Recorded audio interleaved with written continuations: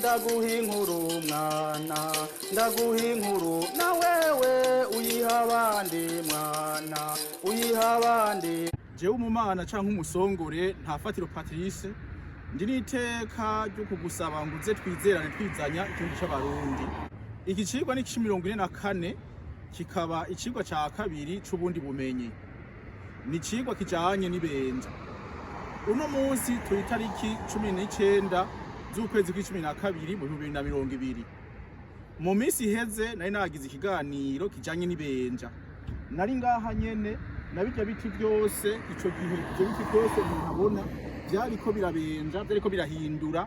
Hariho ibiti bimwe biriko amababi asa n'umutoto ubenje, ayandi atukura n'ayandi. Naravuga yuko ari benja. Mugabo cyane cyane mu Congereza bavuga ngo ni fall. Mu Faransa naho bavuga ngo ni automne. Fall no kuvuga rivuye mu rivuga guhungura, ni nkamwe mu kindi bavuga ngo ihungura beyi. No kuvuga ko ibiti byose birakorora amababi. Umuntu agiye kuraba nkariya raba ingene ajya amazu ntawo yabona. No kuri no mafoto she muraba neza ajya amazu ntaboneka kubera ni nk'ishamba. Hajya hasi mubona no kuvuga ko ari byatsi byamaze kujaho, nintuze ni novuga ko ari amababi yamaze kuja hasi. No kuvuga ubu ni kuva mu kwezi kw'icenda, naravuga ko ari kuva ku itariki 21 na 22 z'ukw'icenda gushika 21 gushika ku 22 z'ukwezi kw'icumi. No kuvuga mu minsi ibiri rero novuga nti ibenja rizoba riheze, tuzoba tuje mu kindi gice nzobasigurira hanyuma. Aha rero nagarutse ngaha kugira ngo ndabereke ko amababi yose acavaho. Hajya ndaza kujaho ndabereke kandi cagiti kimwe nabereka yuko amababi yose yagiye, hama tuza gusubira tuja handi ndabereke ko burya rero hari ibiti bidakorora amababi nari narabibabwiye. Mugabo uno munsi gusa nagomba kubereka ko bwa bundi iyo umuntu ariko arigisha aravuga ikintu hama cageze agasaba akakibereka neza. Urumva rero tugomba tuje harya kugira ngo ndabereka cagiti nari naberetse ingene amababi ariko arahunguruka. Murabo usanga umengo n'urukwi, mugabo si urukwi, hajya kikura ko amababi kugira ngo ntigishobore kuma. Nuko niko nobabwira. Ndakengurutse narimeje kuvuga igihe nari hajya hirya nari navuze yuko ibiti biragenda bikikurako amababi yose. Iki giti nishana nerekanye cagihe raba gushika hejuru nta na kimwe gisigaye.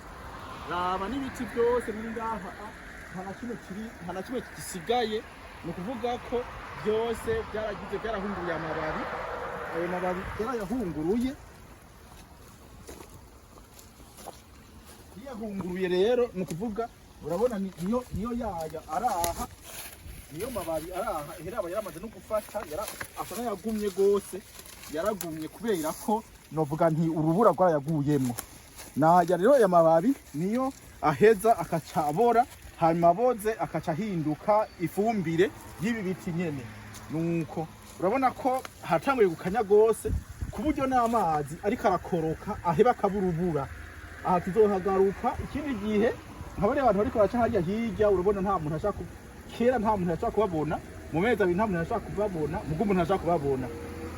Amazi rero nariko ndavuga yuko araheba akaburubura.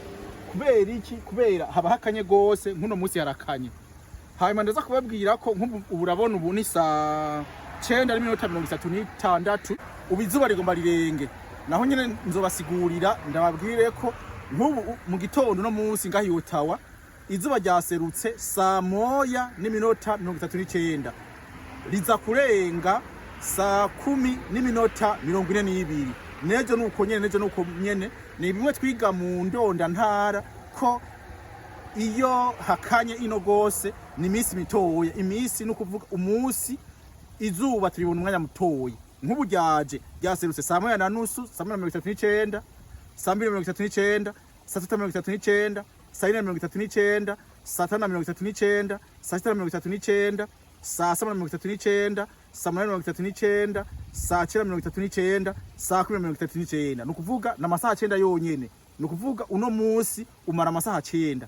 Ariko mu Burundi umunsi ufise amasaha 12, izuba uribona amasaha 12. Mugu uno munsi tuza kubona izuba amasaha 9 yonyene. Noneho ubu ho urabona nta izuba ririho, hari bitutwa gusa.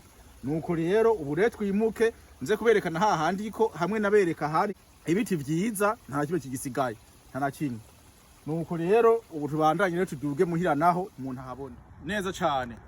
Nari navuze ko nza ndacaho, nari naciye hose, mugabo hariho ntaza kuja kubera nsanze ngaha hariho ibintu bikenewe gose. Nari mpagaze ngaha nyene haheze amezi 2, narerekana ko bijya biti ari biti bimeze neza. Byari biti bimeze neza, nzogaruka ibiti, ivyo biti biriko birazana amababi umuntu ayibone neza. Raba ivyo biti ingene bimeze umengo n'inkwi, burya birakumva. Navuze ko amababi arakoragurika kugira ngo bireke guhema cyane kubera harakanye gose. Nuko rero muravyibuka. Hanyuma nari navuze ko hari ibiti bitikura ko amababi, umuntu aravye nka harya bijya biti umuntu abibona, mugabo aho biri heza cyane umuntu ashaka kucabona ni ngaha. Ngibi ni bya biti navuga, nimwe navuga. Nari navuze ko hariho ibiti wogira ngo nudusumari. Raba ingene tumeze, nudusumari utu, novuga ko aya mababi ari udusumari. Ntaheza rero ngo akoragurike kubera mu guhema kwayo, uguhema kwayo ni guto guto cyane. Iyi ni ya mbere.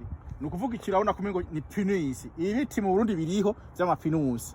Hanyuma ukacuraba rero n'amasederi nayo nyene ntaheza ngo agire, ntaheza ngo akorore amababi aguma ariko kubera ntahema neza, ntahema nk'ibindi biti. Nuku niko nokubwira. Hanyuma urabona na hariya hirya nyene ibiti navyo nyene vyarakoroye amababi, ni vyose ku buryo rero usanga ibi biti vyovyo bidakura ko amababi, mugara bidakura ko amababi burya birakanya, ntibiheza ngo byoroherwe neza. Aho rero nohera heza ngira nti kwisi nibagiranire n'Imana tuyisenga ngo tuje mwijuru. Ubu rero ko mpejeje kukwereka ibijanye n'ibenja, ubibenja rigoma rihere, mugabo si benja hanini cyane. Nukuvuga ko hagenda hakanya hera bingene imino yanje yahavuye iciba kubera ko hakanye gose. Nukuvuga ko ndakwigishije nawe rero tambutarike, nuheze rero ugire sabone, aho handitse sabone urafyondako kugira ngo uzoze uraronka minsi yose ikiganiro ari uko ndagishizeko. Icya kabiri nufyonde ko gakengeri kugira ngo minsi yose cyo ikiganiro uzocucumva. Ubwa gatatu sangiza abandi. Ubwa kane nushime. Ubwa gatanu nusanje kwikete muravyo. Ica barundi akabehegema irakaburungu kome ngo unterere canke uhira amazinda.